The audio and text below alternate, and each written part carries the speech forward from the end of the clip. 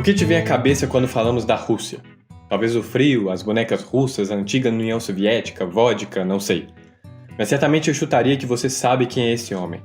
Vladimir Putin, o atual presidente da Rússia, está à frente do país há quase 18 anos e aparentemente vai se reeleger para mais 2 mandatos. Isso mesmo, estamos falando de Vladimir Putin presidente até 2036.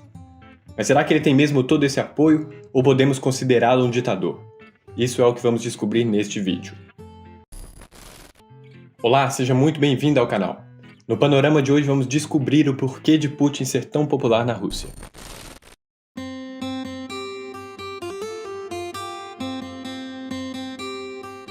Desde a queda da União Soviética em 1991, a Rússia só teve 3 presidentes: Boris Yeltsin, Dmitry Medvedev e Vladimir Putin. O atual presidente está atualmente no seu 4º mandato, mas a trajetória política já era evidente mesmo antes de se tornar presidente. Para entendermos melhor isso, vamos montar uma pequena linha do tempo. Em 1991 caía a União Soviética, e Boris Yeltsin tinha como missão reconstruir um país manchado por inúmeros escândalos do governo comunista, solucionar os problemas econômicos e conciliar as relações entre a Rússia e os demais países naufragados da União Soviética.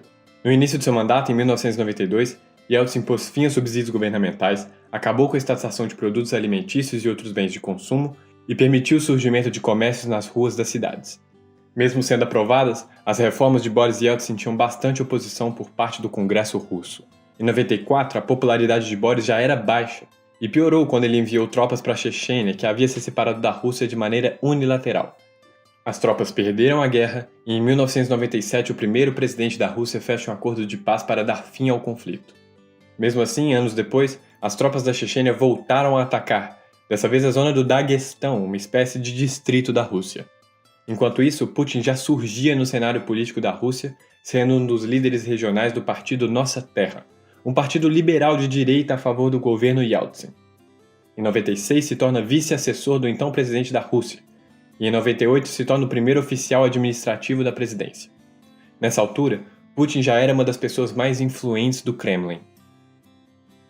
Em 1999, Vladimir Putin assume a direção do Serviço Nacional de Segurança da Federação Russa, uma agência derivada da antiga KGB. É importante mencionar que Vladimir Putin foi o primeiro líder civil das forças de segurança do país. Nesse mesmo ano, o então presidente Boris Yeltsin renuncia ao cargo após diversas tentativas de impeachment por parte da oposição e problemas médicos que havia lutado por anos anteriores. Quem assume? A segunda pessoa mais importante do Kremlin, Vladimir Putin. Ele chega em 1999 como presidente interino, mas em 2000 já se elege com 56% dos votos.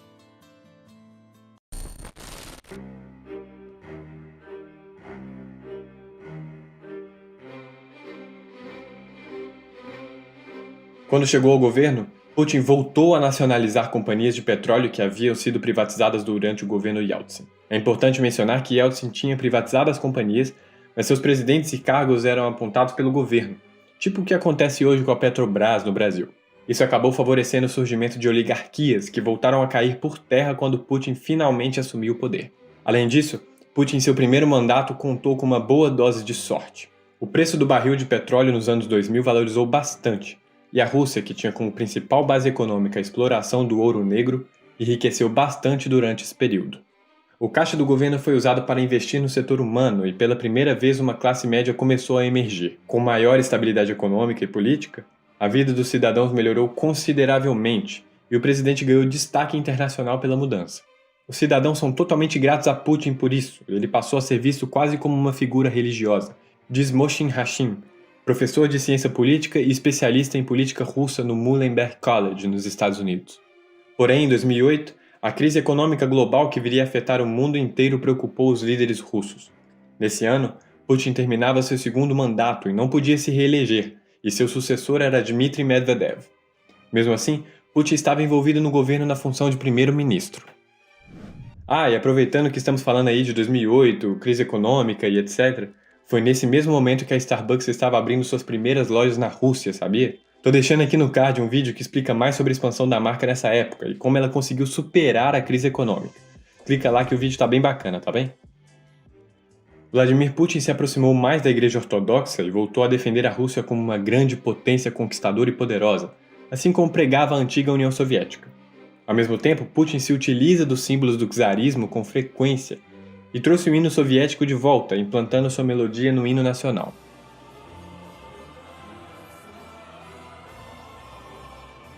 O professor Hashim, que falamos anteriormente, afirma que Putin não revive o comunismo, mas resgata a glória da União Soviética como uma grande potência. Além disso, ele permanece com uma certa rejeição dos valores ocidentais, coisa que agradou bastante os nacionalistas russos. Não é à toa que muita gente afirma que o chamado putinismo defende valores patrióticos e nacionalistas, mesmo sendo contra os valores da antiga União Soviética. Vale lembrar que o partido de Putin, o Rússia Unida, se declara como de centro-direita, conservador e populista. Putin retorna em 2012 à presidência e agora o mandato passa a ser de 6 anos ao invés de 4. O parlamento russo apoia Putin, sempre promovendo uma comparação com o governo de Boris Yeltsin. Nessa altura, os partidos defendem a ideia de que Yeltsin representa o fracasso. Fracasso das privatizações, da perda dos valores verdadeiramente russos, a aproximação da União Europeia e etc. Já Putin é diferente. Putin representa a glória renovada do povo russo, a grandiosidade seletiva da União Soviética, o lado bom do czarismo e um pulso firme na liderança da Rússia. Quando pensamos em adjetivos para definir Vladimir Putin, fica um pouco difícil descartar a palavra populista. A verdade é que para grande parte do povo russo, Putin representa o grande protetor da nação, que revive sua grandiosidade diante dos adversários ocidentais. A política interna do presidente é feita pela política externa. Quanto mais ele se impõe à frente de outros países, mais ele ganha apoio em seu próprio território.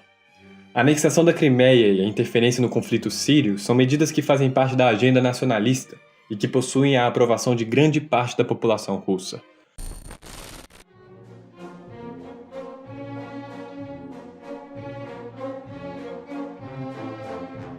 A imagem de Putin é muito bem vista por parte da imprensa nacional, que é controlada pelo Estado. As fontes de informação alternativas e independentes são pequenas e quase não possuem espaço, e a maioria dos russos se informa por meio da televisão, tornando mais fácil manter a boa reputação do presidente da Rússia. Esse controle da mídia faz com que a oposição não tenha muitas chances contra o atual governo. O Dr. David White, especialista em política russa da Universidade de Birmingham, afirma que os oponentes de Putin não têm qualquer chance, pois nem têm oportunidade de passar suas mensagens. Além disso, há fortes indícios que o Comitê Eleitoral Central esteja impedindo qualquer ameaça ao atual governo. Segundo Moshim Hashim, oponentes políticos e adversários ideológicos são agredidos e até mesmo assassinados, segundo relatos de civis. O Kremlin enfraquece qualquer tipo de oposição à força. Em 2018, o líder da oposição, Alexei Navalny, teve sua candidatura negada por condenações criminais passadas. Ele, em sua defesa, alegou que sua candidatura foi propositalmente barrada por interesses políticos. Com Alexei fora do caminho, a maior oposição de Putin era Pavel Grudinin, do Partido Comunista. Em 2018, Putin foi eleito com 77% dos votos. Em abril de 2021, Vladimir assinou uma lei que o permite se reeleger por mais 2 mandatos presidenciais. Em princípio, o presidente russo deveria deixar o cargo em 2024, ano em que completaria 20 anos à frente do país, isso sem levar em conta os anos em que era primeiro-ministro. Segundo o Instituto de Pesquisa Independente Russo Levada Center, 51% dos cidadãos entrevistados apoiam que Vladimir Putin permaneça no poder para além de 2024.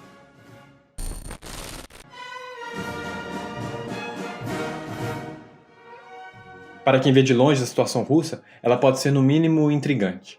A figura de Vladimir Putin pode ser muito enigmática, e sua popularidade exacerbada levanta diversos questionamentos, independentemente do espectro político. Será que temos uma democracia plena na Rússia ou estamos diante de um regime autoritário? Qual o impacto que a mídia tem acerca da formação da opinião dos cidadãos russos? Mas, ao mesmo tempo, não é de todo estranho um regime hipoteticamente autoritário estando a promover o bem-estar dos cidadãos e a melhoria da qualidade de vida dos civis? Bem, estando de fora não dá para entender com muita precisão o que acontece na Federação Russa e no Kremlin. Mas das duas uma. Ou estamos diante de um líder democrático brilhante, ou estamos diante de um novo czar, como sugere o investigador do The New York Times Stephen Lee Myers. E você, o que acha sobre Vladimir Putin? Comenta aqui embaixo a sua opinião que eu quero saber, tá bem? E se você se interessa sobre economia e política europeia, tô deixando aqui um vídeo sobre a recuperação econômica da Alemanha, daquela mega inflação que eles tiveram nos anos 20. Clica aí que eu te aguardo lá.